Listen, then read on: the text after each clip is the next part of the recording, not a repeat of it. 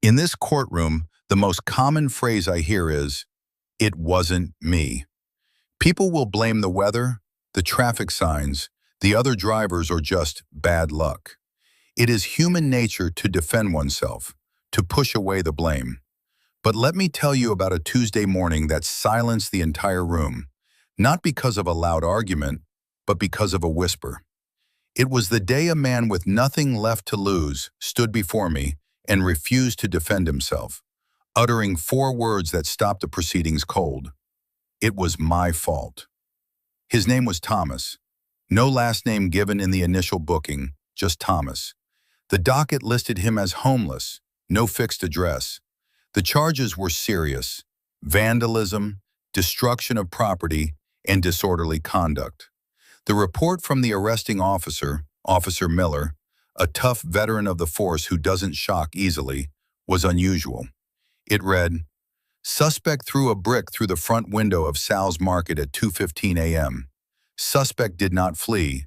Suspect sat on the curb and waited for patrol unit. Upon arrival, suspect immediately presented hands for cuffing and stated, 'It was my fault.'" Usually when someone breaks a window at 2 a.m., they run. They hide. They don't sit on the curb waiting to be arrested. That detail bothered me. I looked at the security footage before taking the bench. It was a rainy night. You could see Thomas pacing back and forth in front of the market for 10 minutes. He looked conflicted.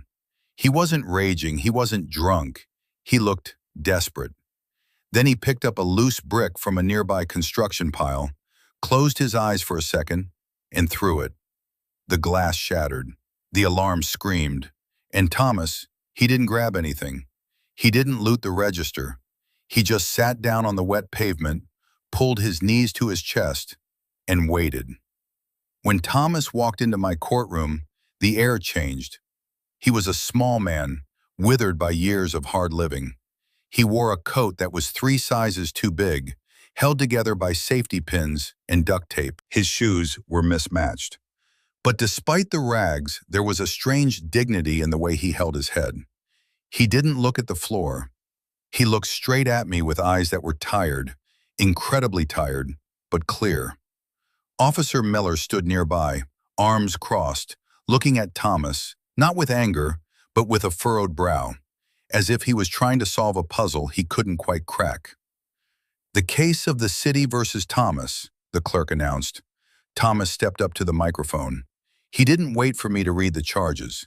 He didn't wait for a lawyer to speak for him. He simply leaned into the mic, his voice raspy from the cold air, and said it again, instantly. "It was my fault, Your Honor. I broke the window. I did it on purpose. I am guilty." I paused. Usually I have to drag the truth out of people. This man was serving it to me on a platter, but it didn't feel right. "Good morning, sir," I said gently. "I have the report here, breaking a window at Sal's Market.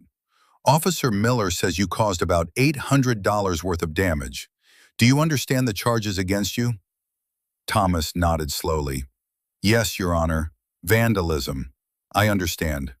"And you're pleading guilty. You admit to throwing the brick." "It was my fault," he repeated. "No one else made me do it. I threw it.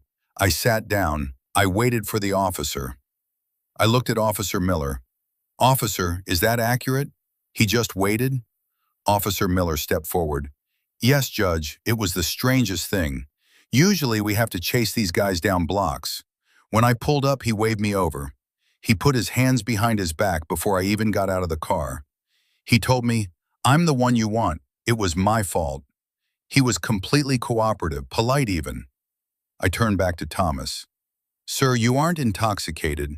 You don't seem to be under the influence of drugs. You didn't steal anything from the store. You just broke the window and waited to be arrested. My question is, why?" Thomas shifted his weight from one foot to the other. He looked down at his worn-out shoes, ashamed. The silence in the courtroom stretched out, heavy and uncomfortable. Everyone was waiting for an answer. Usually when I ask why, I get a lie. I get a story about an accident or a misunderstanding. But Thomas looked up, meeting my eyes with that same heartbreaking clarity. "It was cold, Your Honor," Thomas whispered. Tuesday night it was 15 degrees. The wind was coming off the water. It cut right through this coat. He pulled the thin, duct-tape fabric tighter around himself. I went to the shelter on Broad Street. Full. I went to the one downtown. Full. I tried the church basement. They were at capacity by 6 p.m. He paused, his voice trembling slightly, not from fear, but from the memory of that bone-chilling cold. I sat in the alley for a few hours. I stopped shivering around 1 a.m. That's when I got scared, Judge. When you stop shivering, that's when you don't wake up. I knew if I fell asleep out there, I'd freeze to death. I leaned back in my chair, the realization washing over me. So, you broke the window to get arrested. Thomas finished the sentence for me. I knew if I broke the window, the alarm would trip. Officer Miller would come. He'd take me to the station. The holding cell is warm, Your Honor. They give you a bologna sandwich. It's dry, but it's food. And it's warm. I figured a broken window is better than a frozen body. I traded my freedom for a night of heat. A murmur went through the courtroom. I saw Officer Miller look down at his boots. He knew. Of course he knew. That's why he hadn't been angry. That's why he hadn't roughed him up. He was arresting a man who was begging for a cage just to survive the night. Thomas, I said, my voice softer now, you caused $800 in damages to a small business owner because you were cold. I know it was wrong, Thomas said quickly. I like Sal. He's given me coffee before. I didn't want to hurt him. That's why I waited. I wanted to make sure he knew it was me so I could pay for it eventually or work it off. But I had to choose, Judge. Sal's window or my life. I chose my life. I looked at the docket again. I wanted to know who this man was before the cold took everything from him. Thomas, have you always been on the streets? My records show no prior history, no arrests, no disturbances. You're 62 years old. What happened? Thomas straightened up a little, a flicker of his old self shining through the grime. No, sir, I wasn't always like this. I was a machinist for 30 years. Worked at the textile plant in Pawtucket until it closed down in 2008. I had a house. I had a wife, Sarah. We were happy. His eyes watered when he said her name. Sarah got sick 5 years ago, cancer. The insurance didn't cover the experimental treatments, but I couldn't just let her die. We sold the house, spent the savings, maxed out the cards. I spent every dime I had trying to save her. He wiped a tear with a dirty sleeve. I lost her anyway, and when she died, I didn't have anything left. No money, no house, no reason to try anymore. I just drifted, and here I am. The tragedy of it sat heavy in my chest. Here was a man who had done everything right, worked hard, loved his wife, sacrificed everything for her, and society had let him fall through every single crack until he was breaking windows just to survive a Tuesday night. So you're telling me, I summarized, making sure the record reflected the gravity of the situation, that you are not a vandal, you are not a criminal, you are a grieving husband and a former machinist who was freezing to death. I am guilty, Your Honor, Thomas said stubbornly. I broke the law. I'm not asking for charity. I'm just telling you the truth. I looked at Sal, the owner of the market, who was sitting in the back row. He had come to demand restitution for his window. But as Thomas spoke, I saw Sal's face change. The anger was draining out of him, replaced by something else. Mr. Moretti, I called out, please step forward. Salvatore Sal Moretti was a large man built like a linebacker, with flour on his work boots and hands that looked like they had been lifting crates for 40 years. He walked up to the railing, standing just a few feet away from Thomas. Thomas shrank back slightly, unable to meet the eyes of the man whose property he had destroyed. The shame radiating off him was palpable. Mr. Moretti, I said, you heard the defendant's explanation. He admits to breaking your window. He admits to causing the damage. Under the law, you are entitled to restitution. You have every right to demand he pays for what he broke. Thomas spoke up before Sal could answer, his voice cracking. I will, Sal. I promise. I know I don't look like much right now, but I still have my skills. My hands are steady. I can fix things. If the judge lets me, if I can get some work, I'll pay you back every cent. I didn't want to hurt you. I just didn't want to die. Sal looked at Thomas, really looked at him for a long moment. Then he sighed, a heavy sound that echoed in the quiet room. He turned to me. "Your Honor," Sal said, his voice gruff but steady. "I've seen Thomas around the neighborhood for years. He never begs. He never bothers the customers. Sometimes I see him sweeping the sidewalk in front of the shop just to have something to do. I wondered where he went these last few months." Sal shook his head. "I didn't know about his wife. I didn't know he was that desperate." Sal reached into his pocket. I thought he was reaching for the bill for the window repair. Instead, he pulled out a handkerchief and wiped his forehead. "Judge, I can't take money from a man who had to break a window to keep from freezing. The insurance will cover the glass. It's a $500 deductible, but looking at him, he's paid enough. I don't want restitution." The courtroom let out a collective breath. It was a beautiful act of mercy. Thomas looked up, stunned. "Sal, Forget it, Tom," Sal said quietly. "Just forget it." "That is very generous of you, Mr. Moretti," I said, feeling a lump in my own throat. "Truly, it takes a big heart to forgive a financial loss like that." "So, as far as the victim is concerned, the civil matter is settled." "But Thomas," I turned back to the defendant, "we still have a problem. The state has charged you with disorderly conduct and vandalism. Even if Mr. Moretti forgives the debt, you still broke the law. And more importantly, if I dismiss this case right now, if I let you walk out that door, where are you going to go?" The question hung in the air. This was the terrible paradox of my job.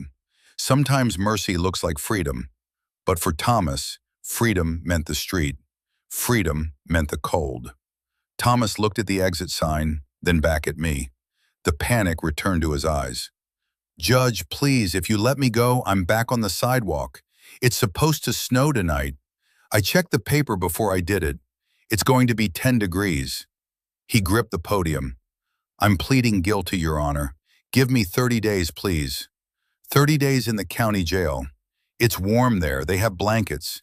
If you let me go, I might not make it to the morning. I have sat on this bench for a long time. I have had people beg for mercy. I have had people beg for forgiveness. I have had people beg for a second chance. But it is a rare and terrible thing to have a man beg for prison, because it is the only place in the greatest country on earth where he can be guaranteed a blanket." Officer Miller spoke up from the side. "Judge, I can't take him back to the station unless he's processed and sentenced. But if you sentence him, he's got a record. He's a felon. He loses any chance at those government housing programs he's on the wait list for. If we lock him up, we might be saving him tonight, but we're ruining him for tomorrow." I looked at Officer Miller. He was right. It was a trap.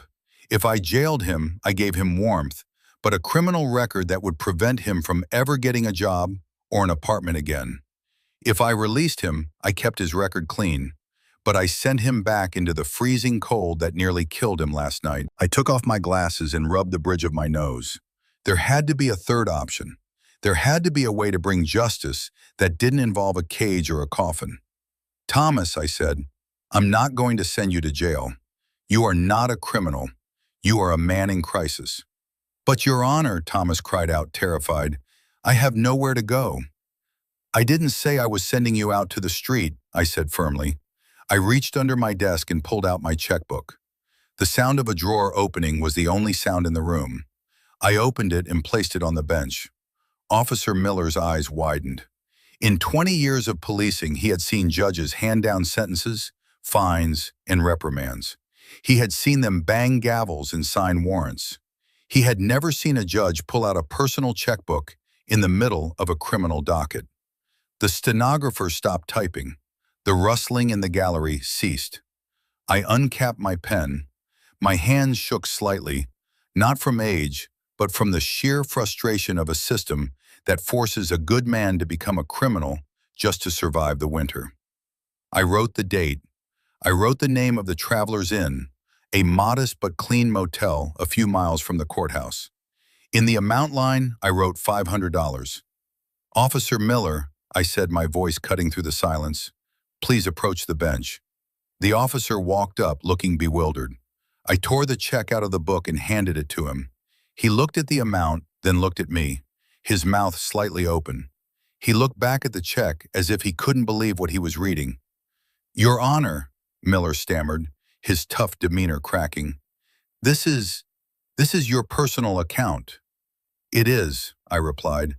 Officer, I am remanding Thomas into your custody for exactly 1 hour. You are not taking him to the county jail. You are not taking him to the holding cell. You are going to drive him to the Traveler's Inn. This check covers 2 weeks of a warm room, a hot shower, and 3 meals a day. Can I count on you to execute this order? Officer Miller looked at the check, then at Thomas, who was standing at the microphone, trembling. The officer's face softened completely. He tucked the check into his front pocket, straightened his uniform, and gave me a sharp nod. Consider it done, Judge. I'll drive him there myself. I'll make sure he gets settled. Thomas looked back and forth between us, panic rising in his voice again. Judge, no, I can't pay you back. I told you I have no money. I can't take charity. I worked for 30 years. I don't take handouts. It is not a handout, Thomas, I said firmly, leaning forward. And it is not charity. It is an investment. An investment? He asked, confused. Yes, an investment in you. You told me you are a machinist. You told me you have skills. You told me you want to work. It is very hard to find a job when you haven't showered in a week. It is very hard to interview when you are freezing to death. It is impossible to build a life when you are just trying to survive the night. I pointed at him. This is a contract, Thomas. I am buying you 2 weeks. 2 weeks of warmth, 2 weeks of dignity, 2 weeks to rest without fear of freezing. In exchange, you are going to use those 2 weeks to get yourself back on your feet. You are going to go to the Department of Labor. You are going to reach out to the services. Officer Miller will give you a list. That is the deal. Do you accept? Thomas gripped the sides of the podium. His knuckles were white. He tried to speak, but no sound came out. He just nodded, tears streaming down his face, washing away layers of grime and soot. He looked small, but for the first time since he walked in, he didn't look defeated. But Judge, Thomas managed to choke out, why? You don't know me. I broke the law. Because, Thomas, I said, we are not defined by our worst moments. We are defined by how we help each other rise from them. You broke a window to survive. That doesn't make you a criminal. It makes you a survivor. But you don't have to survive alone anymore. I looked over at Sal Moretti in the gallery. He was standing up now. He looked at Thomas, then at me, and raised his hand. Judge, Sal called out, wait a minute. If you're covering the room, I want in on this deal. I paused. Mr. Moretti. Sal walked up to the railing again, standing next to Officer Miller. He looked at Thomas, not as the vandal who broke his window, but as the man who used to sweep his sidewalk for free. 2 weeks isn't enough to get back on your feet, Sal said, his voice booming. Thomas, you said you can fix things. You said you're a machinist. Thomas nodded, wiping his eyes. Yes, Sal, I can fix anything with an engine. I can fix shelving. I can do electrical. My delivery van has been making a noise for a month, Sal said, and I need shelves built in the back storage room. I can't pay a contractor's rate, but I can pay minimum wage, and I can give you lunch. Sal looked at me. Judge, if he's willing to work, I'm willing to hire him starting tomorrow part-time. Cash at the end of the day until he gets a bank account set up. The courtroom erupted. It wasn't loud applause, but a sudden collective gasp of emotion. Officer Miller was smiling now, a genuine smile. Thomas looked at Sal as if he were seeing an angel. You'd let me work after I broke your window? Thomas asked, his voice barely a whisper. You broke it because you were cold? Sal gave a shrug. I've been cold before, Tom. I remember. You show up tomorrow at 8 a.m. Don't be late. I won't, Thomas said. I promise I won't be late. I smiled. This was justice. This was what the law was supposed to be. Not a hammer to crush the broken, but a tool to fix what was broken. But as Officer Miller put a hand on Thomas's shoulder to guide him out, I realized the story wasn't over. Because as Thomas turned to leave, he stopped. He reached into his oversized, duct-taped coat pocket and pulled out something small. It was a small, tarnished, silver locket on a broken chain. He placed it gently on the railing of the bench, his hands shaking. The metal clinked softly against the wood. It was clearly the only thing of value he had left in the world. "Judge," Thomas said, his voice steady for the first time. "This was Sarah's, my wife. It has her picture inside. It's the only thing I didn't sell when she got sick. I slept with it in my hand every night so nobody would steal it." He pushed it forward an inch. "I want you to hold it as collateral." I looked at the locket, then at Thomas.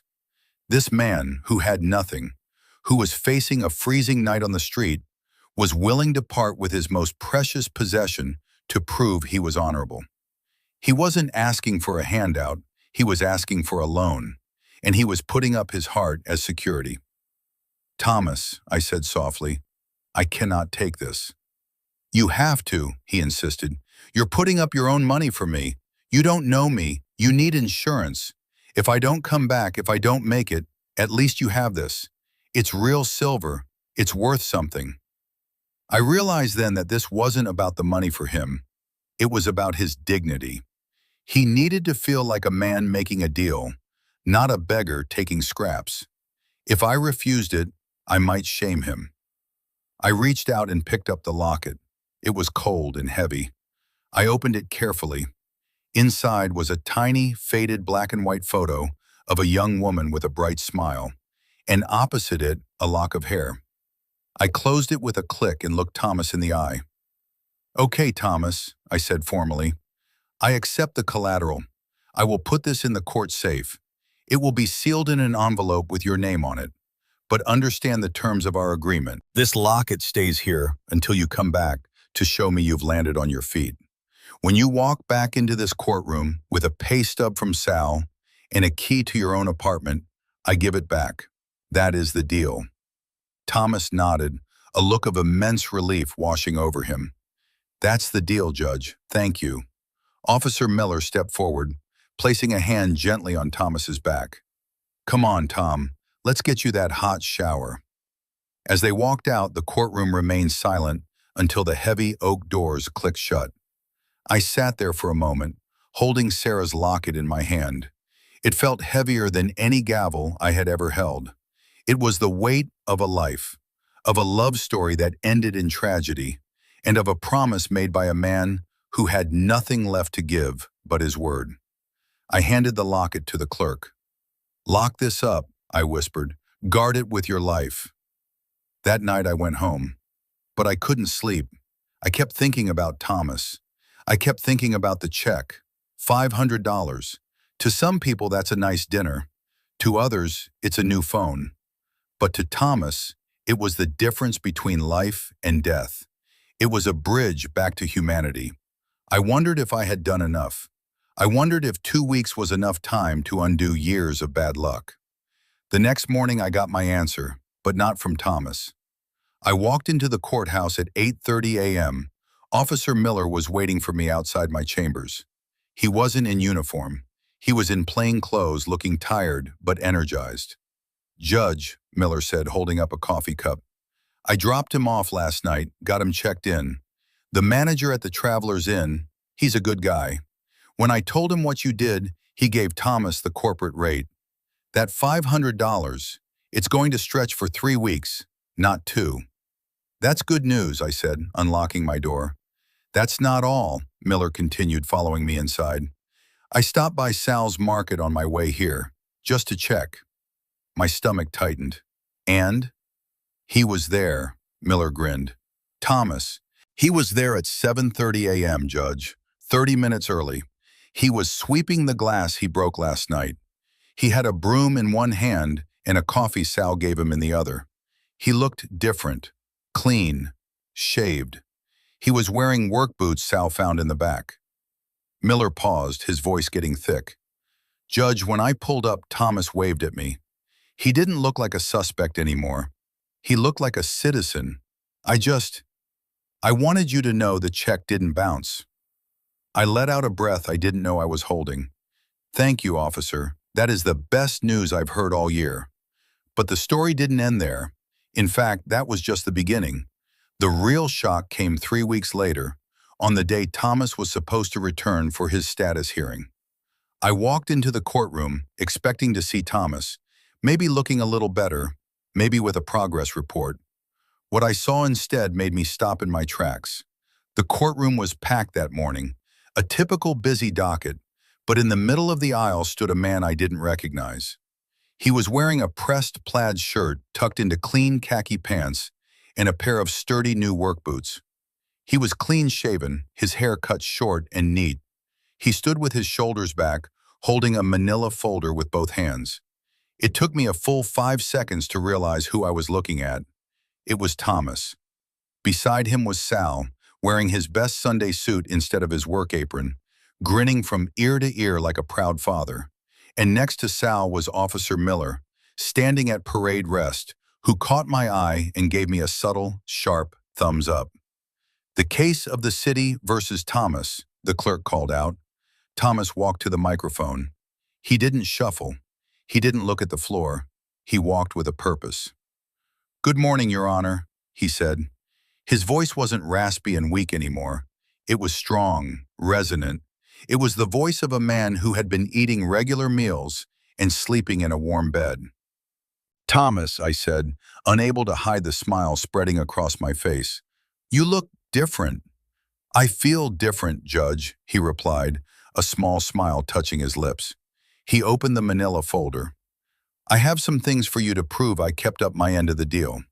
He handed the folder to the bailiff, who walked it up to the bench. I opened it. Inside were 3 documents.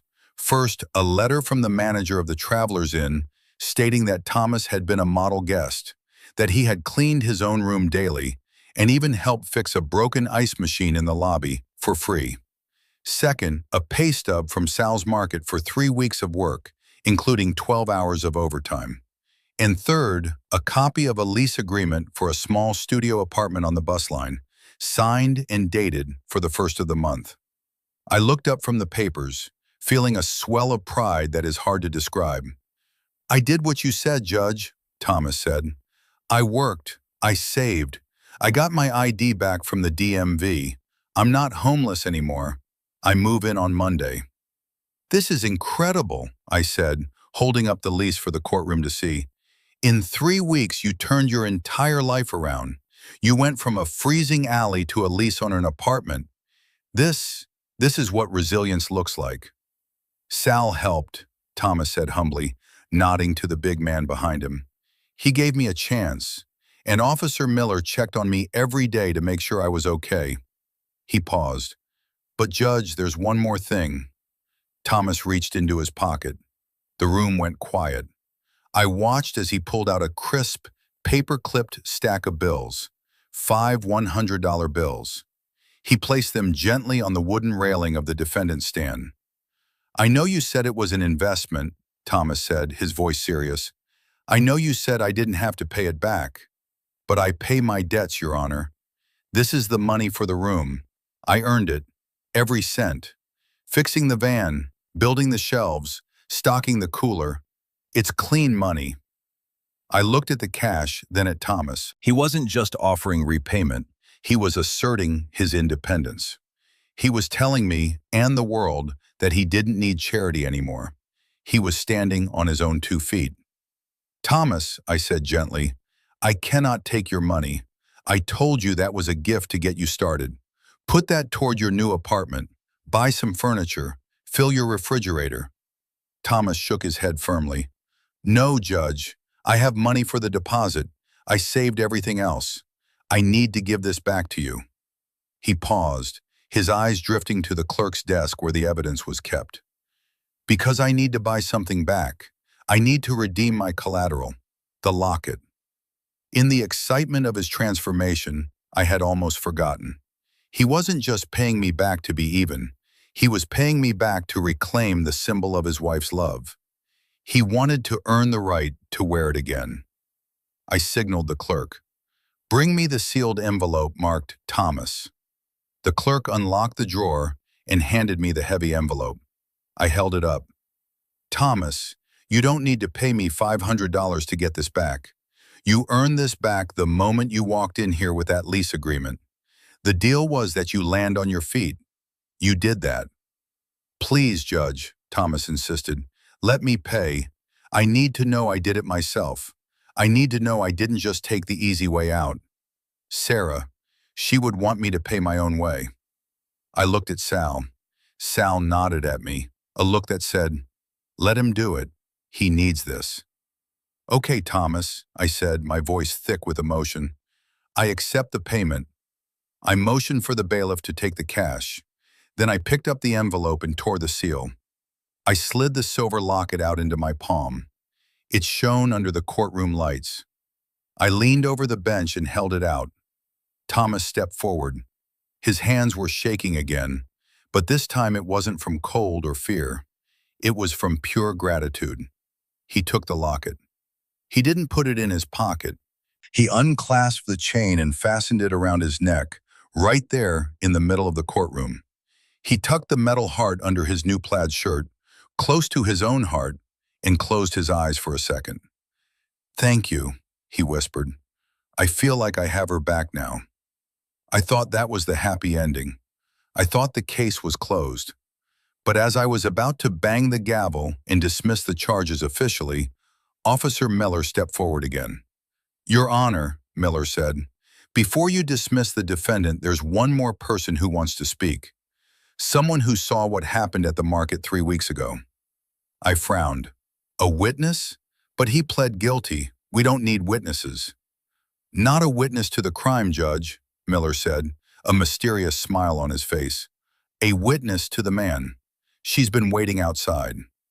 The heavy oak doors swung open, and a young woman stepped inside. She couldn't have been more than 30. She was dressed simply, clutching a handbag tightly with both hands, her eyes scanning the room frantically. She looked nervous, terrified even, until her gaze landed on the man standing at the defendant's microphone. She froze. Her hands flew to her mouth to stifle a sob.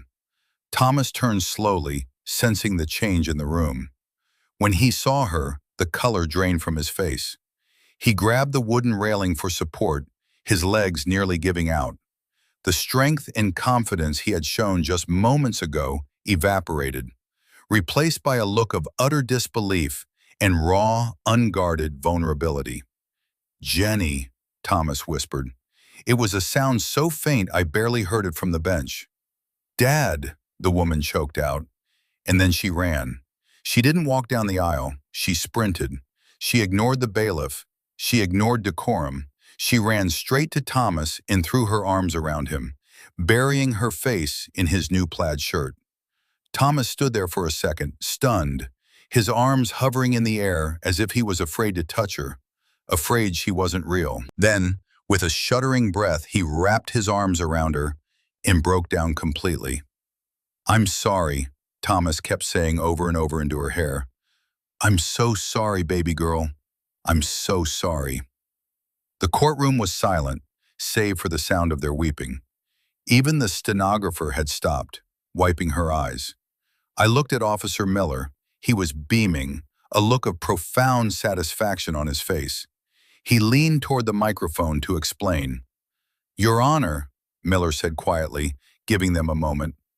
"When I ran Thomas's ID 3 weeks ago to get him into the housing system, a flag popped up. Not a criminal warrant, but a missing person report, filed 2 years ago by her," he pointed to the young woman. "Jennifer. She's been looking for him since the house was foreclosed. She lives 3 towns over. I called her this morning and told her Thomas was going to be here." Jennifer pulled back, framing her father's face with her hands. She looked exactly like the woman in the locket, Sarah. The resemblance was undeniable. "I went to the house, Dad," she cried. "It was boarded up, The neighbors said you just vanished. I called the shelters. I called the hospitals. I thought you were dead. I thought I lost you both. I couldn't let you see me, Thomas said, shame coloring his voice. Not after I lost the house. Not after I couldn't save your mother. I felt like I had failed you. I didn't want to be a burden, Jenny. I didn't want you to see your father as a beggar. A burden? Jennifer shook her head fiercely, tears flying. You're my dad. You're the only family I have left. I don't care about the house. I don't care about the money. I just wanted you. She looked down at his chest and saw the silver glimmer against his shirt. She gasped. Mom's locket. You still have it. I never let it go, Thomas said, clutching it. Not for a second. And now I have a job, Jenny. I have an apartment. I'm fixing things again. He looked at Sal, then at me. These people, they saved me. They gave me a chance when I didn't deserve one. Jennifer turned to look at us. Her eyes were red but filled with a gratitude so intense it was hard to look at. She looked at Sal Moretti. You gave him a job. Sal shrugged, looking a bit misty himself. He's a good worker, miss. Best I've got. He fixes things I didn't even know were broken. Then she looked at Officer Miller. And you found me. Just doing the job, ma'am, Miller said, tipping his head. Finally, she looked up at the bench. And you. The officer told me what you did. You paid for his room. You gave him back his dignity. I just gave him a little time, I said, my voice thick. He did the rest. Your father is a strong man, Jennifer. He survived things that would have broken most people. He didn't just survive for himself. I think he survived so he could find his way back to you. Jennifer squeezed Thomas's hand. You're coming home with me, Dad. I have a spare room. The grandkids, they miss their grandpa. Thomas's eyes went wide. Grandkids? 2 of them? She smiled through her tears. Sarah and Mike. Sarah is 5 now. She asks about you all the time. Thomas looked at me, then at his new lease agreement on the table. He looked torn. He had worked so hard for his independence, for his own place. Go, I said gently. Thomas, the lease can be broken. Sal will still need you at the market, I assume. You bet I do, Sal said. I'm not losing my best machinist, but family comes first, Tom. Always. Thomas looked at his daughter, then at the locket, then at the open doors of the courtroom. The darkness of the last few years, the cold nights, the hunger, the shame seemed to dissolve in the light of her smile. Okay, Thomas whispered. Okay, I'm coming home. I picked up my gavel. It was time. The charges against the defendant are hereby dismissed, I announced, my voice ringing out with finality. There is no criminal here, only a father who has been found. Thomas, you are free to go. The bang of the gavel usually signifies the end of a legal proceeding, but this time it sounded like a celebration. Applause broke out in the courtroom. Real, loud applause. Strangers were clapping. The court clerk was clapping. Even the bailiff was clapping. Thomas hugged Sal. He shook Officer Miller's hand, holding it for a long time. Thank you, he said, for the ride, for the sandwich, for making the call. Stay warm, Thomas, Miller smiled. As Thomas walked down the aisle, his arm linked with his daughter's, he looked back at me one last time. He touched the locket, touched his heart, and nodded. It was a silent salute of gratitude that meant more than any plaque or award I have ever received. They walked out into the sunlight. I sat there for a moment, letting the feeling wash over me. This is why we do it. This is why we sit in this chair, not to punish, but to restore. I thought the day couldn't get any more emotional. I thought I had seen the full scope of this miracle, but I was wrong. Because as I was packing up my files to leave for the day, Officer Miller walked back into the courtroom. He was holding an envelope. Judge, he said, Thomas left this for you with the bailiff. He said to give it to you after he left. I took the envelope. It wasn't the money. He had kept that for his grandkids. I hoped it was something else. I opened it, and inside was a simple, handwritten note on a piece of Sal's Market stationery. I unfolded the paper. His handwriting was shaky but legible, written in the hurried scrawl of a man who had a lot to say and not enough time to say it. It read, "Dear Judge Caprio, I know you wouldn't take the money back. You told me to use it for the apartment, but you also called your check an investment. A good businessman knows an investment should have a return. I can't pay you in cash, but I can pay you in a promise. I promise to be the father Jenny deserves. I promise to be the grandfather Sarah and Mike need. I promise not to waste the second life you and Sal gave me. P.S. Sal let me keep the very first dollar I earned fixing his van. I signed it for you. Please keep it. It reminds me that I have value. It reminds me that my hands are good for more than just breaking windows." I reached into the envelope and pulled out a single, wrinkled $1 bill.